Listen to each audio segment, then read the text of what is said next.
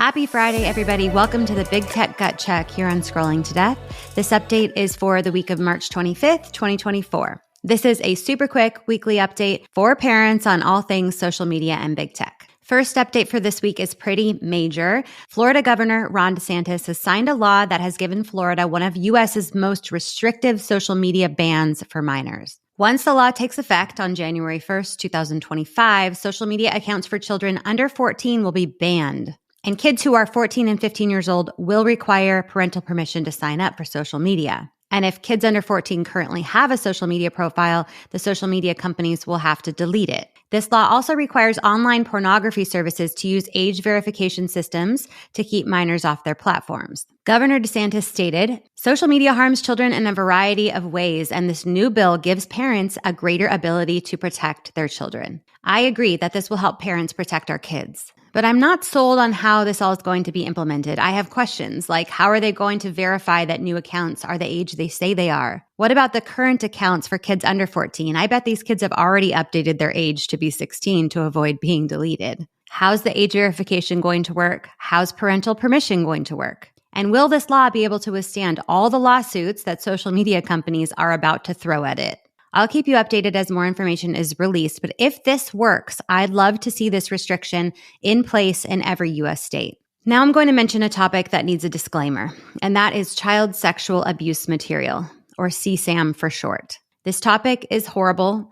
It's hard to talk about, but I really believe that parents need to know what's happening with CSAM in order to protect our kids from CSAM. Because the truth is that there are hundreds of millions of CSAM photos and videos being shared online, traded, and sold. And not just on the dark web, it's happening on Facebook Messenger, on Instagram, on WhatsApp, on Zoom. So today I wanted to share some new research with you.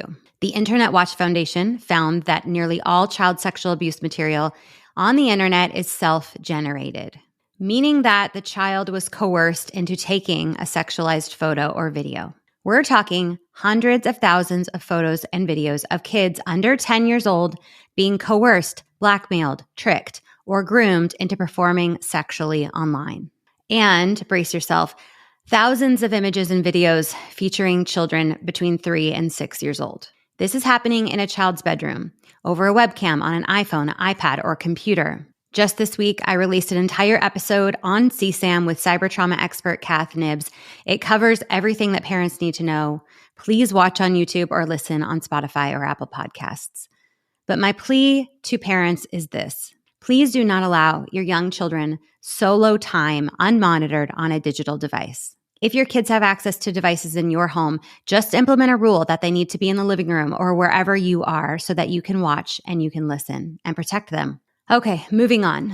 Another new study by a UK charity called Internet Matters found that 77% of girls aged 13 to 16 view online harassment as so standard it's not even noteworthy. Being sent nude images or being asked for sexualized photos is just part of being on Snapchat or Instagram, they're sharing.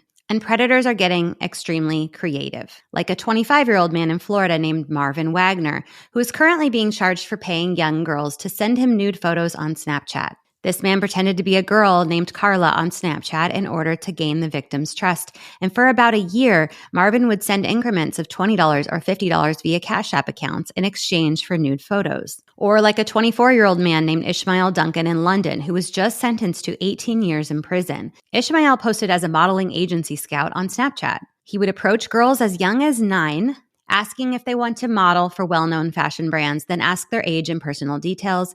He took them through a lengthy interview process to build their trust, even sent a legitimate-looking contract featuring brand logos. After the interview, he would request topless pictures to assess the victim's body shape for adding potential clothes to be modeled. Once the photo was received on Snapchat, the blackmail would begin. Police officers ended up finding over 19,000 indecent images of children on Ishmael's devices. And investigators estimate that he contacted nearly 10,000 children on Snapchat. And parents, this is not a one-off case.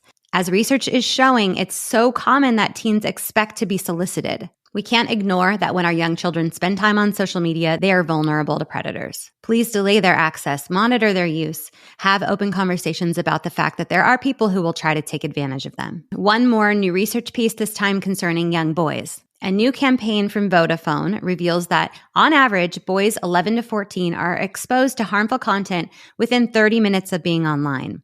And 1 in 10 are seeing it in just 60 seconds. The algorithm is pushing these boys' content promoting misogyny and violence, even following innocent and unrelated searches. Over half of these boys are aware of and have engaged with content from influencers with ties to the manosphere, which is a term used to describe a network of online communities responsible for creating and promoting negative, often misogynistic content against women. 1 in 5 parents have noticed a gradual change over time in the language their sons use to talk about women and girls. And 70% of teachers have seen a rise in sexist language in the classroom during the last 12 months. This is a topic to make your sons aware of. If they're spending time scrolling on any social media site or video streaming site, misogynistic content is going to be pushed in their direction.